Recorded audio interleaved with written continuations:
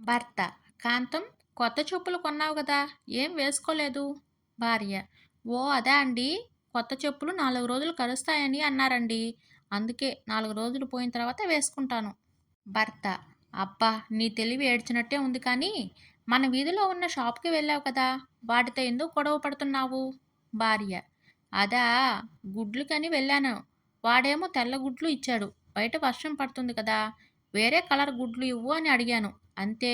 నీకేమైనా దిమాగ్ ఖరాబ్ ఉందా అని అడిగాడు. నా కోపం ఇచ్చి ఒక్కటి పీకాను. రాము: ఒరేయ్ ఏంట్రా బాబు! ఈ వర్షంలో బయటికి వెళ్ళడానికి భయమేస్తుంది.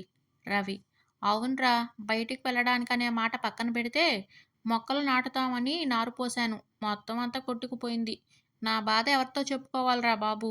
రాము: నీదే కాదులేరా, నీతో పాటు నారు పోసిన వాళ్ళది కూడా పోయింది. రవి: పోయిందా? అయితే ఓకే. నాది ఒక్కడిదే అని తెగ బాధపడిపోతున్నాను. రాము: ఇండియా ఎందుకు డెవలప్మెంట్ అవ్వలేదు తెలుసా? నీలాంటి వాళ్ళు ఉండబట్టేరా. నీది పోయినా పర్లేదు, పక్కోడైనా బాగుపడాలని కోరుకోవాలి.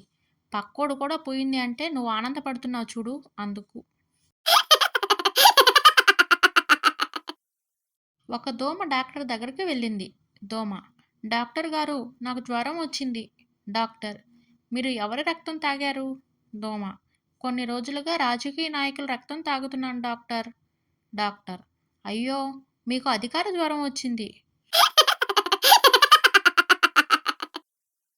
కొన్ని రోజుల్లో శ్రావణ మాసం మొదలు కానుంది. పెళ్లి కాని వారంతా మంచి తోడు ఇమ్మని భగవంతుడిని కోరుకోవడానికి గుడికి వెళ్తారు.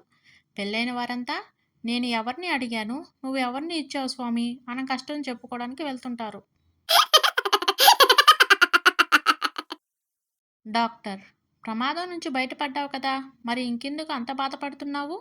రవి: నేను గుద్దిన ట్రక్కు మీద మనం మళ్ళీ కలుద్దాం అని ఉంది. అది గుర్తొస్తేనే వణుకొస్తుంది సార్.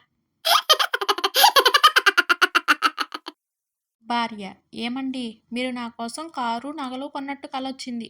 భర్త: అవునా, రోజూ అదే కలగను. ఈ రోజుల్లో అవి కొనడం కష్టమే.